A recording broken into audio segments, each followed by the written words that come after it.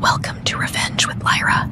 My parents skipped my MIT graduation to watch my sister's engagement party, only to realize later it was the day I cut them out of my life. 5 years later, the world looked different. Or maybe I finally did. That morning, I zipped up a navy dress I didn't even like and stared at myself in the hotel mirror. My name is Haley Quinn, I'm 29. And if you think you know how this ends, stay tuned. The invitation had read, family only. I laughed when it arrived.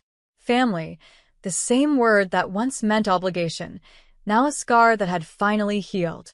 But my cousin's wedding wasn't something I could avoid. Not when my aunt had called crying. Please, Haley. It would mean so much if you came. So I came. For her. Not for them. As I walked into the ballroom, laughter and perfume hit me like static. Champagne glasses clinked, camera flashes sparkled, and somewhere in the middle of it I saw them. My parents. Still polished. Still pretending. Dad's hair grayer, Mom's pearls brighter. My sister stood beside them, holding a new diamond on her finger and a smile that didn't reach her eyes. They didn't notice me at first. It was almost peaceful, watching from across the room, seeing how small their world had become, a performance held together by denial. Then Mom turned. Her eyes caught mine and froze, wide with disbelief. Haley? Her lips mouthed silently. I nodded once. No wave. No smile. Just recognition. Across the ballroom, my father's laughter faltered. My sister's hand tightened around her champagne flute. 5 years of silence condensed into one electric heartbeat. I didn't go to them. I just stood still. The ghost they created, finally solid again.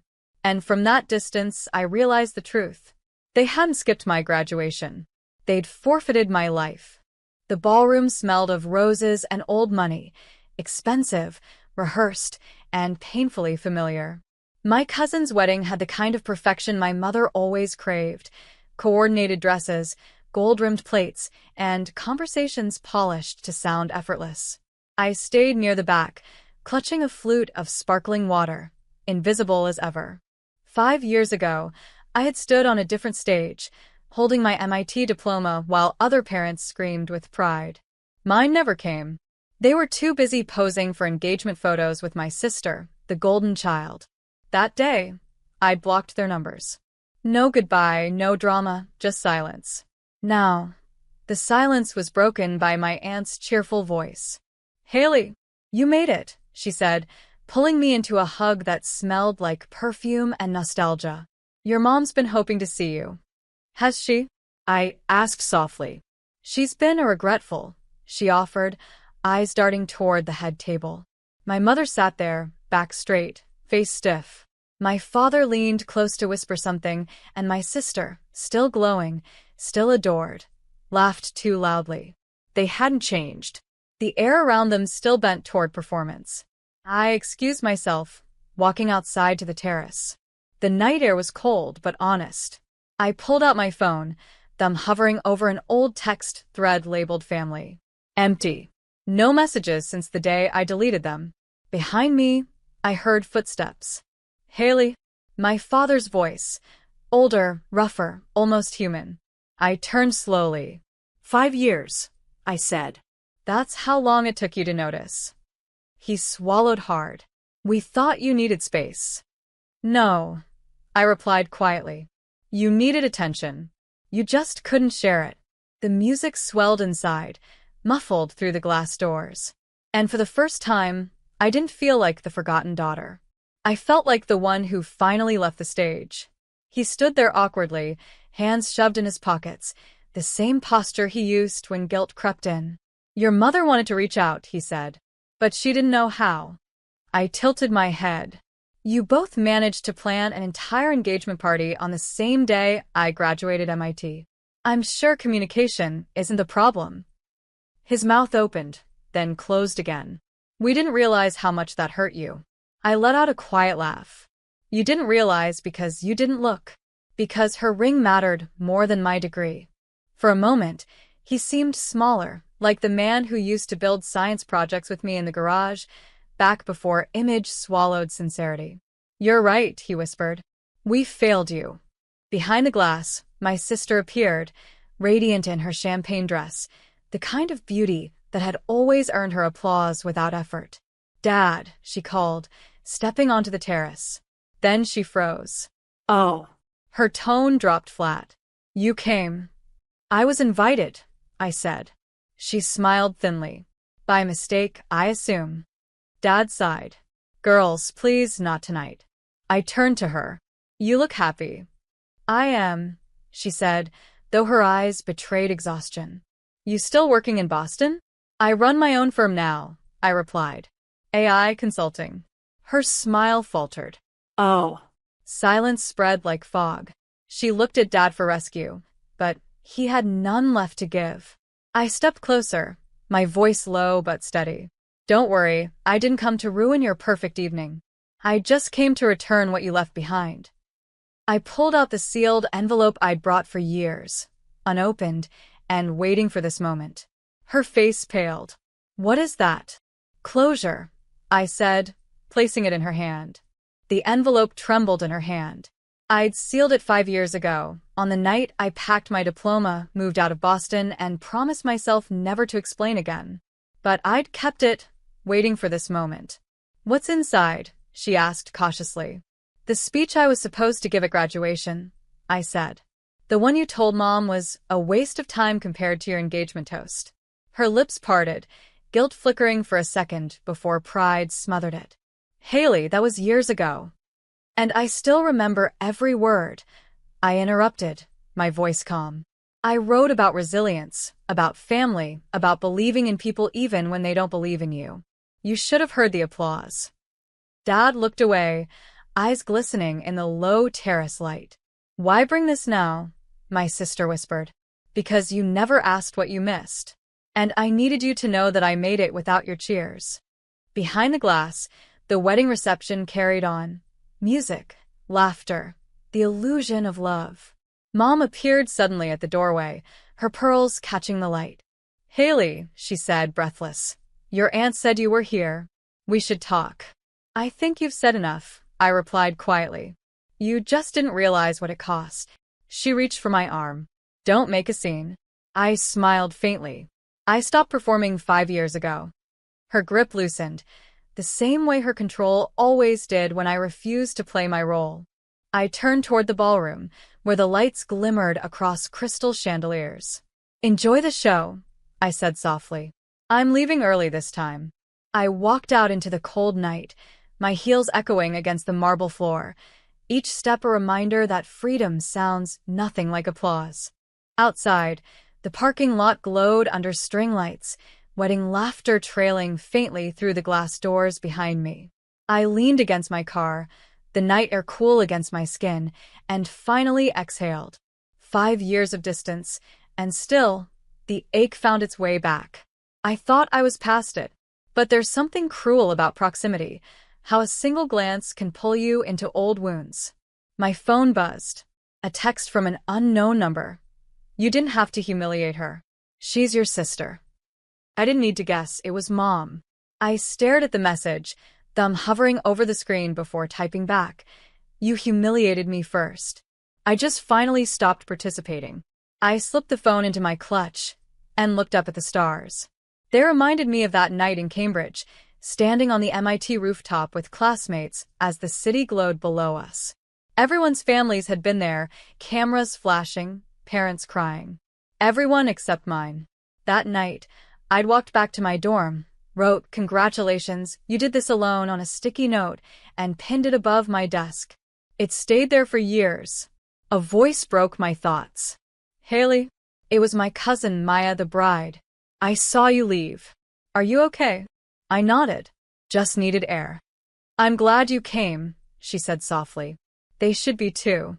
She hugged me, simple and honest, before heading back inside. For the first time all night, I smiled, not because I'd won anything, but because someone saw me without condition. The ballroom music swelled again, behind me. I wasn't going back in.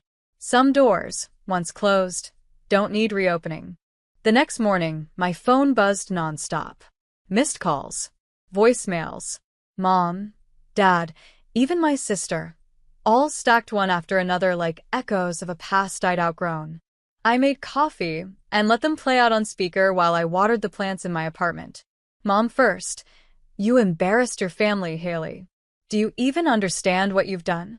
Dad next. You could have handled that privately. You made your mother cry. And then my sister, voice soft but venom-laced. You've always needed attention. Congrats, you got it. I shut the phone off. The plants didn't care who'd skipped my graduation. They just needed sunlight and water, simple, consistent things my family never offered. Later that afternoon, my assistant at the firm, Callie, peeked into my office. Haley, the press email about your AI project. Do you want me to forward it to you? Press email? She nodded. A feature request. MIT Alumni Network wants to highlight your work. Said they tried contacting your family for comment, but no response. The irony twisted like poetry. They hadn't celebrated my success back then, but now the world wanted to. Send it, I said, smiling. That evening, I drafted the statement myself. To every student whose achievements were met with silence, build anyway. Some applause comes late, some never comes, but your work is still worthy. When it published 2 days later, the headline read, MIT grad turned CEO inspires with message about unseen daughters. The comments poured in. Women from everywhere shared stories of being overlooked, undervalued, unseen. And for the first time, my name wasn't attached to pain. It was attached to purpose. Somewhere I knew my parents were reading it too. And silence, once my punishment, had finally become their own. The article went viral overnight. By Monday, my inbox overflowed with messages from women who said, I felt that. Professors reached out from MIT, old classmates commented on the post, and investors mentioned the feature during meetings. It wasn't fame. It was validation earned the hard way. But along with the congratulations came another email. The subject line read, Your parents reached out. It was from the journalist who'd written the story. I froze, reading the message twice. They asked for a correction. The note read, claimed they supported your journey and that your quote was taken out of context. I laughed under my breath. Of course they did. Public shame was the one language they understood. That evening, as the sun bled into the skyline, I sat on my apartment balcony with my laptop open and drafted another response. Not angry, not bitter, just true. The story is accurate. The silence happened. The lesson remains. Love that demands performance isn't love, it's control. The journalist replied within minutes. Understood. Your words stand. The next morning, the article update trended again. Haley Quinn responds with quiet grace. My name sat under the phrase quiet grace, 2 words no one in my family had ever used for me. A message came in that night from an unknown number. We didn't realize what we lost until the world saw you. Mom. I stared at it for a long moment before deleting it without reply. Because she was right. They finally understood what they'd lost. But I wasn't the daughter they remembered anymore. I was the woman they helped create by never showing up. And that was their legacy, not mine. A few months later, I stood backstage at an MIT conference, the same campus I'd once walked across in a cap and gown alone. The auditorium was filled with students, alumni, and faculty. I was the keynote speaker for Women in Innovation. When they introduced me, the applause was thunderous, echoing off the walls that once held my silence. I took a deep breath and stepped into the light. I used to think success meant being seen. I began. But sometimes, the ones who should have seen you first never do. So, you build your own mirror. The room was quiet, listening, really listening. I told them about failure, resilience, and the strange freedom that comes when you stop chasing people who only love the version of you that serves them. I didn't name my parents, but everyone in that audience knew exactly who I was talking about. Afterward, students lined up to meet me, clutching notebooks, resumes, and hope. One girl with trembling hands whispered, My parents missed my graduation too. Thank you for making me feel less invisible. I smiled and said, You're not invisible. You're just waiting to stand in your own light. Later, when the hall emptied, I walked through the campus courtyard. The same wind that once carried my tears now carried peace. My phone buzzed again, another message from Mom. "We're in town. Can we see you?" I looked at the glowing screen for a moment, then powered the phone off. Some stories don't need sequels. Instead, I looked up at the bronze plaque on the wall, engraved with my name under Distinguished Alumni. I touched the cold metal and whispered, "You missed this too." And as the evening sun fell across the campus, I realized their absence had been the cost of my becoming.